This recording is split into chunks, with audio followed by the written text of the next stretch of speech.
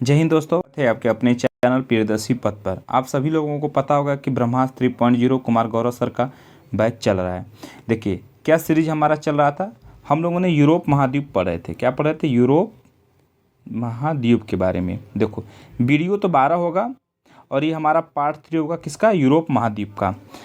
इससे पहले हम लोगों ने जितने भी सारे यूरोप महाद्वीप में जितने भी देश आते हैं इन सभी के बारे में हम लोगों ने अच्छे से कंप्लीट कर दिया।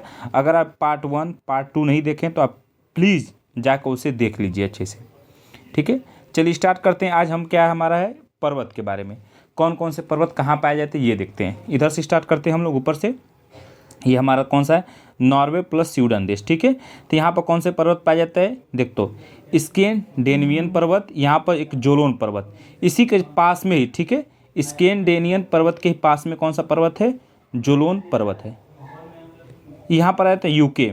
ठीक है, उत्तरी यहाँ पर हमारा पड़ता है उत्तरी आइलैंड, इसके साथ में मिला जाता है, क्या बन जाता है हमारा? यूके बन जाता है। यहाँ पर कौन सा पर्वत है? पेनाइन्स पर्वत है। कौन सा है? पेनाइन्स पर्वत। यहाँ पर हमारा देखो फ्रांस प्लस स्पेन। ठीक है, फ्रांस प्लस स्पेन ये पड़ता है, फ्रांस प्लस स्पेन ना। यहाँ पर कौन से पर्वत पाया जाता है? तो प्रेरिज पर्वत, अरे प्रेनिज पर्वत पाया जाता है। कौन सा? प्रेरिज पर्वत नहीं, प्रेरिज पर्वत आपका हो गया नॉर्थ अमेरिका महाद्वीप में। तो यहाँ पर क्या है? प्रेनिज पर्वत, प्रेनिज पर्वत। ठीक है, इतना हो गया। तो ऊपर के कौन कौन से पर्वत एक बार रिपीट कर दे रहा हूँ। देखो स्कैंडिनेवियन पर्वत, जोलोन पर्वत, इसके बाद पेनाइन्स पर्वत, प्रेनिज पर्वत। इतने हो गए, 4 हमारा हो गए। नीचे आ जाते हैं, अभी बहुत सारे पर्वत हैं। जैसे यहाँ पर तो इंपॉर्टेंट लिख दिया हूँ। यहाँ पर देखो एक पर्वत है यूकाल पर्वत। ठीक है, यूराल पर्वत है, यूराल पर्वत, जो कि ये क्या करता है? जो हमारा रूस है, रूस, क्योंकि रूस का कुछ हिस्सा कहाँ कहाँ पड़ता है? एशिया महाद्वीप प्लस यूरोप महाद्वीप में पड़ता है। तो एशिया प्लस यूरोप महाद्वीप को अलग करने वाला कौन सा पर्वत है? तो वही हमारा यूराल पर्वत है। ठीक है, रूस को बांटता है, रूस में, इन्हें कि पूरा महाद्वीप को बांटता नहीं, रूस में 2 हिस्से करता है। आगे आ जाते हैं। इधर देखो हमारा पर्वत है, देखो यहाँ पर एक पर्वत है। ठीक है, ये हमारा पर्वत कौन सा? आल्प्स पर्वत है। ठीक है, आल्प्स पर्वत जो कि कहाँ कहाँ पड़ता है? फ्रांस, स्विट्जरलैंड, इटली और ऑस्ट्रिया देश में ये पड़ता है, एक सी श्रृंखला। इसके जस्ट पास में एक हमारा पर्वत है जूरा पर्वत। इसी के पास में कौन सा है? जूरा पर्वत, जो कि फ्रांस प्लस स्विट्जरलैंड में ये पाया जाता है। यहाँ पे एक पर्वत है, कौन सा है? एपेनाइन्स पर्वत। ये कहाँ पाया जाता है? इटली में पाया जाता है। अब देखते हैं हर एक पर्वत के बारे में। देखना, अभी हम लोगों ने मैप से देख लिया कहाँ का क्या चीज़ था। अगर आपके पास में मैप होगा तो और बेहतर से समझ में आएगा। पहला देखते हैं स्कैंडिनेवियन पर्वत। ठीक है, स्कैंडिनेवियन पर्वत, स्कैंडिनेवियन पर्वत कहाँ पाएगा? तो ऊपर हम बताए थे ना, Norway plus Sweden, Norway plus Sweden. इसी के जस्ट पास में कौन सा पर्वत था? जोलोन पर्वत था। इसी पर्वत का भाग है, कौन सा है? जोलोन पर्वत। आगे जाते हैं दूसरा, पेनाइन्स पर्वत, कहाँ? यूके में। प्रेनिज पर्वत, फ्रांस प्लस स्पेन के मध्य में कौन सा पर्वत पाया जाता है? प्रेनिज पर्वत पाया जाता है। चौथा देखते हैं एपेनाइन्स पर्वत, ये कहाँ पाया जाता है? इटली में पाया जाता है। कहाँ पाया जाता है? इटली में पाया जाता है। ध्यान से देखना, जितने भी पर्वत हैं डायरेक्ट सवाल पूछ सकता है कि एपेनाइन्स पर्वत कहाँ पाया जाता है। ठीक है, तो आप बता देंगे इटली। बाकी डिटेल में तो नहीं पूछता है, बस इतना ही पूछ देगा आपसे कि पर्वत कहाँ पर मिलते हैं। बाकी ये डायरेक्ट ये भी पूछ सकता है। दूसरा कि कौन से महाद्वीप में पड़ता है, ये आपसे पूछ सकता है। जैसे कि प्रेनिज पर्वत कहाँ पाया जाता है? प्रेनिज पर्वत किस महाद्वीप में मिलता है? तो आप बता देंगे यूरोप महाद्वीप में मिलता है। आल्प्स पर्वत, ठीक है, आल्प्स पर्वत के बारे में देखते हैं। देखो ये कहाँ कहाँ है इसका? देखो आल्प्स पर्वत कहाँ कहाँ कौन कौन से देश में पाया जाता है? तो फ्रांस, स्विट्जरलैंड, इटली और ऑस्ट्रिया देश में पाए जाते हैं। इस पर्वत की सर्वोच्च चोटी कौन सी है? माउंट ब्लॉक है, माउंट ब्लॉक है, नवीन वलित पर्वत है। ठीक है, इसी के पास में जूरा पर्वत है। देखो हम बताया था जूरा पर्वत के बारे में, फ्रांस प्लस स्विट्जरलैंड में मिलता है। देखो यहाँ पर जूरा पर्वत, देखो ये देखो भाई यहाँ पर ना, ये हमारा क्या है? आल्प्स पर्वत श्रृंखला है। इसी के जस्ट पास में कौन सा पर्वत है? जूरा पर्वत है ना, जो कि फ्रांस प्लस स्विट्जरलैंड। आगे बढ़े हम लोग। ओके, देखो जूरा पर्वत आ गया ना, फ्रांस प्लस स्विट्जरलैंड। इसी के पास में ब्लैक फॉरेस्ट पर्वत पाया जाता है, जो कि कहाँ मिलता है? जर्मनी में। ठीक है, कहाँ से मिलता है? जर्मनी में मिलता है। यहाँ पे एक चीज़ तुमको ध्यान से देखना, यहाँ बहुत इंपॉर्टेंट है ये लाइन, ये याद इंपॉर्टेंट है ये। तो ब्लैक फॉरेस्ट पर्वत जो कि कहाँ पाया जाता है? जर्मनी में पाया जाता है।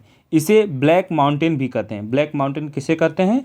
तो ब्लैक फॉरेस्ट पर्वत को कहते हैं। देखो यहाँ इस पर्वत से एक नदी का उद्गम हुआ है, ठीक है, डेन्यूब नदी। देखो डेन्यूब नदी सर्वाधिक देशों में गुजरने वाली नदी कौन सी है, तो डेन्यूब नदी है, ठीक है। जर्मनी जाती है, ऑस्ट्रिया जाती है, इसके बाद स्लोवाकिया जाती है, हंगरी जाती है, सर्बिया जाती है, इसके बाद रोमानिया बुल्गारिया के मध्य गुजरते हुए काला सागर में जाके गिर जाती है।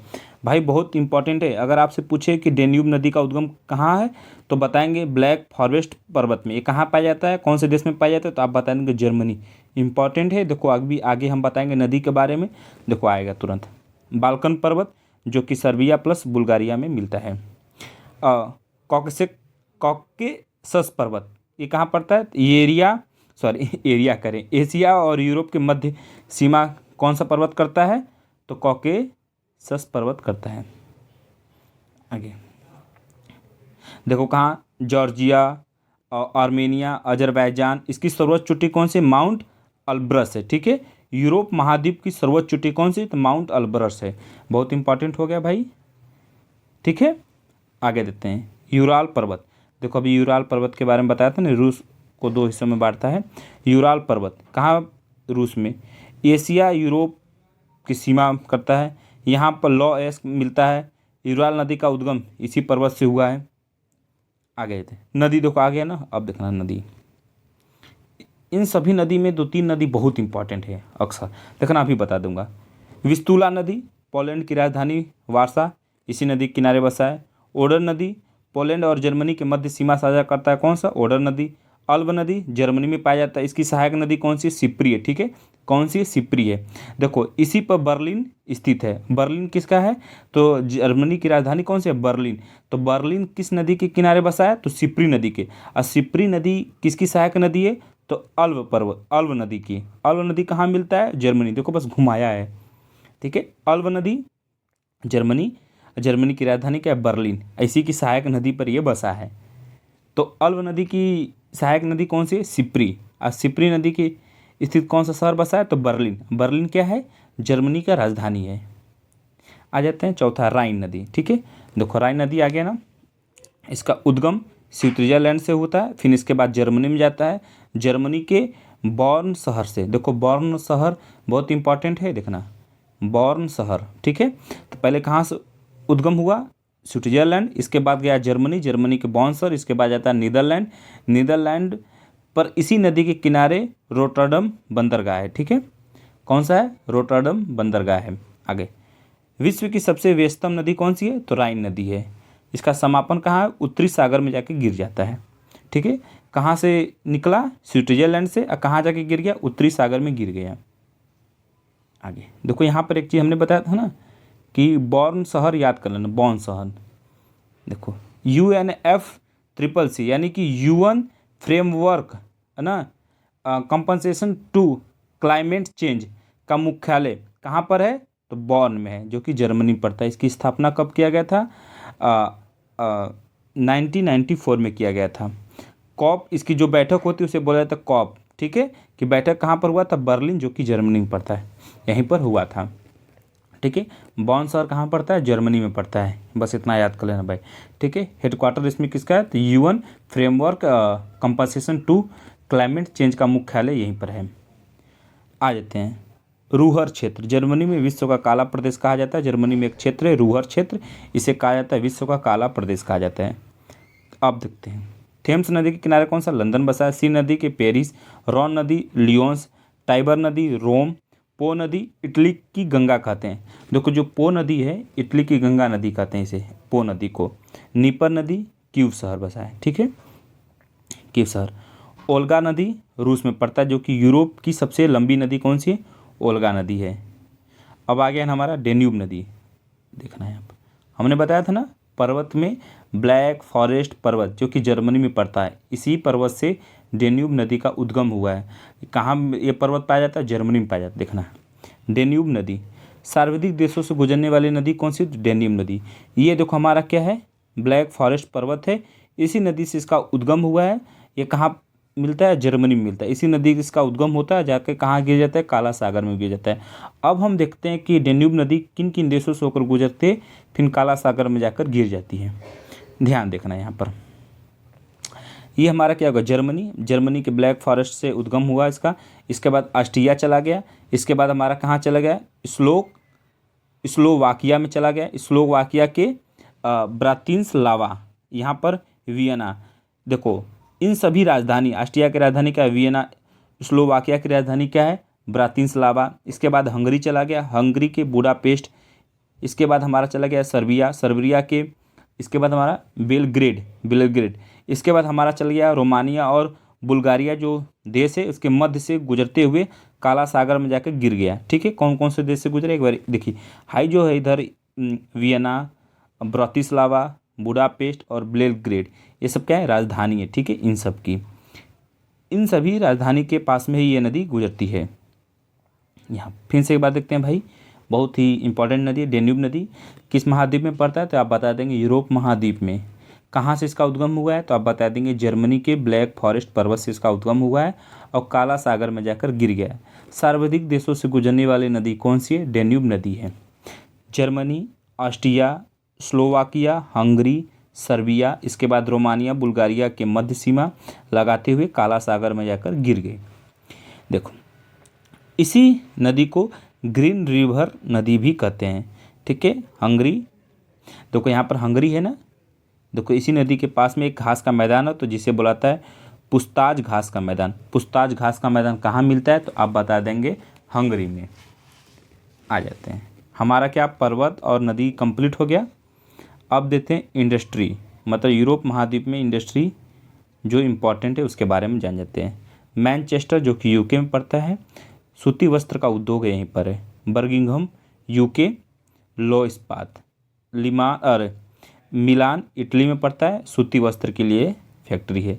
तुरीन जो कि इटली में पड़ता है, ऑटोमोबाइल के लिए। रूर क्षेत्र जर्मनी, कोयला। ठीक है, अभी देखो रूर क्षेत्र के बारे में यहाँ पर अगर आप देखो, यहाँ पर हमने एक चीज़ बताई, यहाँ पर देखो रूहर क्षेत्र, यहाँ पर हमने लिखा है रूहर, थोड़ा सा लिख दिया है। यहाँ पर देखो, यहाँ पर क्या है, रूहर क्षेत्र जो कि कर्मनी, विश्व का काला प्रदेश कहा जाता है। क्यों कहा जाता है, क्योंकि यहाँ से कोयला है। आगे अब नोट में देख लेते हैं कुछ इंपॉर्टेंट, कंप्लीट हो गया। लाडोगा झील जो कि रूस में पड़ता है। यूरोप की सबसे बड़ी झील कौन सी है, लाडोगा झील है। स्टेपीज घास के मैदान जो कि यूक्रेन में पाया जाता है ना, समशीतोष्ण घास के मैदान पाए जाते हैं, ये भी यूक्रेन। तो यूक्रेन में कौन से घास के मैदान पाए जाते हैं, स्टेपीज घास के मैदान। देखो यूरोप एशिया के मध्य सीमा ना, अब इसके बाद देखते हैं हम लोग यूरोप और एशिया के मध्य सीमा कैसे कैसे लगा था, देखना ध्यान से।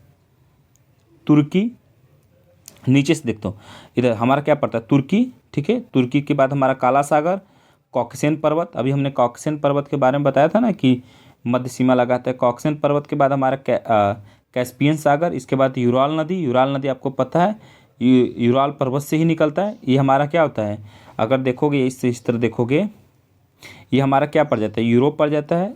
एक बार फिर से बता रहे हैं आपको, यहाँ पे देखो, ये देखो हमारा क्या पड़ता है, एशिया महाद्वीप। इधर हमारा क्या पड़ता है, ये हमारा पड़ता है यूरोप महाद्वीप। तो इसके मध्य में इधर हमारा क्या है, तुर्की, फिर इसके बाद काला सागर, कॉकेशियन पर्वत, इसके बाद कैस्पियन सागर, कैस्पियन सागर के बाद यूराल नदी, वही यूराल नदी चाहे यूराल पर्वत आप कहो। इसके बाद हमारा ये कंप्लीट हो जाता है। बाकी जब एशिया महाद्वीप के बारे में पढ़ाएंगे तो वहाँ पर एक एक से अच्छे से समझाया जाएगा, देख लेना और अच्छे से, जिससे आपको पूरा डिटेल में समझ में आ जाएगा। बस इतना ही। तो अभी हम लोग इस वीडियो में देखा था पर्वत के बारे में, नदी के बारे में और कुछ इंडस्ट्री के बारे में। बाकी हमारा कंप्लीट हो गया, 3 वीडियो में हमारा काम समाप्त हो गया। ठीक है, यूरोप महाद्वीप, यूरोप महाद्वीप। ठीक है, जय हिंद।